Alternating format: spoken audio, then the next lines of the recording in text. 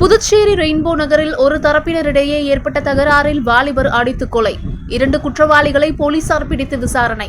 புதுச்சேரி சாரம் பகுதியைச் சேர்ந்த ஆட்டோ ஓட்டுநர் முருகன், இவரது மகன் சந்தோஷ் வயது இவருக்கு 23.